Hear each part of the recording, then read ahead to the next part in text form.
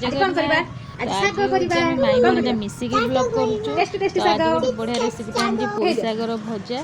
तो चलतु आम से रेसिपी को आरंभ करवा। प्रथम शाग गुड़ी को भल भाव में धोई नेबा छाणिकी रखिदा जमी शाग भल भाव में पानी गुड़िक निगाड़ी हो। तो पानी गुड़िक निगाड़ी हो गला शाग गुड़िक आम कौन करवा चुन चुन करके काटी नेबा। तो ताकू चुन चुन कर काटी नेला गोटे साइड रे रखिकी आम कौन करवा बर्तमान रसुण किसी रसुण को नहीं भल भाव चोपा छड़ेदेवा। ता देहरे दुईटा कंचा लंका मिसेइबा। तो दुईटा कंचा लंका मिसई भल भाव में आम छेची नेबा। जदि मो भिडियोटी आपण मानक भल लगुच सांग मैंने तो जल्दी जल्दी लाइक शेयर और सब्सक्राइब करने। तो ये देखो रसुण हो गला आम तापर गैस रे कड़े बसई गरम कलापर तेल पकई टिके फुटण दे रसुण को भल भाव में भाजी नेबा। देखो रसुण यहीपर भाजी होगला कटा रखा शाग किसी लुण दे घोड़े घोड़े आम शागटी को भाजी नेबा। शागटा घोड़े देले तो शागटा भल भाव में सीझीज आमको खावाई भल भी लगे।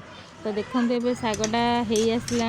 तो शाग यही शाग को आपण मैंने गरम भात कि पखाड़ भात में गरम गरम भाजिक आराम से खाईपर। देखो ये आम शागटा कम्प्लीट हो गला। तो ये आराम से आप एमती सर्व करके आराम से खाईपर। तो बढ़िया लगे। तो सांग मैंने जब मो भिडियोटी आपको भल लगे तो जल्दी जाइए लाइक कर दिंतु। जय जगन्नाथ सांग मैंने।